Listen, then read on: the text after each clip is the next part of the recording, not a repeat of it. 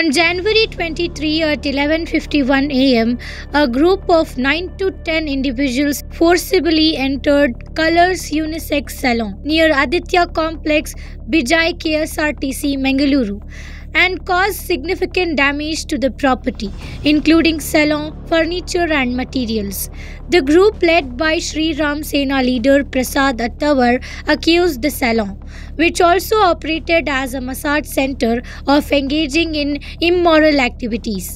During the attack, two staff members were physically assaulted, and one of the intruders recorded the incident on camera.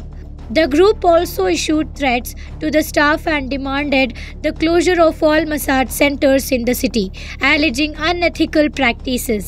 The salon owner has filed a complaint at Barke police station under relevant sections. Police have taken up the investigation to identify the culprits and examine the allegations made by the group. The incident has raised concerns over vigilant actions and the safety of businesses in the area. ಯಾವ ಉದ್ದೇಶಕ್ಕಾಗಿ ಅವರು ಮಾಡಿದ್ದಾರೆ ಗೊತ್ತಿಲ್ಲ. ಅವ್ರನ್ನ immediate ಆಗಿ arrest ಮಾಡಿ ಅವ್ರ ಮೇಲೆ ಕಾನೂನು ಪ್ರಕಾರ ಕ್ರಮ ತಗೊಳ್ಳಿ ಅಂತ ಹೇಳಿ ಸೂಚನೆ ಕೊಟ್ಟಿದ್ದೇನೆ. ಯಾಕೆಂದರೆ ಇಂಥದ್ದೆಲ್ಲ ನಡಿಬಾರ್ದು. ಅವರವರು ವ್ಯಾಪಾರ ಮಾಡ್ಕೊಳ್ಳೋದಕ್ಕೆ, ಅವರವರು ಕೆಲಸ ಮಾಡೋದಕ್ಕೆ ಅವರಿಗೆ ಹಕ್ಕಿದೆ. ಅದರಲ್ಲಿ ನಾವು ಕಾನೂನನ್ನು ಕೈಗೆತ್ತಿಕೊಳ್ಬಾರ್ದು ಯಾರು ಕೂಡ. ಒಂದು ವೇಳೆ ಅವರು ಯಾರು ಅಂತ ಹೇಳಿ ನಾವು ಈಗ ಐಡೆಂಟಿಫೈ ಮಾಡ್ತೀವಿ ಮತ್ತು ಅವ್ರ ಮೇಲೆ ಏನು ಕ್ರಮ ತಗೋಬೇಕು ಪೊಲೀಸ್ನವ್ರು ತಗೊಳ್ತಾರೆ. ಕಂಪ್ಲೇಂಟ್ ಕೊಡಬೇಕು. ನಾವೇ ಕಾನೂನು ಕೈಗೆತ್ಕೊಳ್ಳೋದು ಸರಿ ಇಲ್ಲ.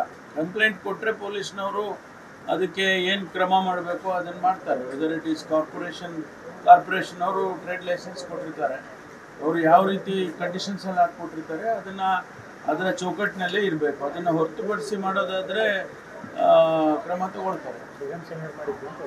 ಗೊತ್ತಿಲ್ಲ ಇನ್ನೂ ಕೂಡ, ಅದನ್ನು ಫೈಂಡ್ ಔಟ್ ಮಾಡ್ತಾರೆ.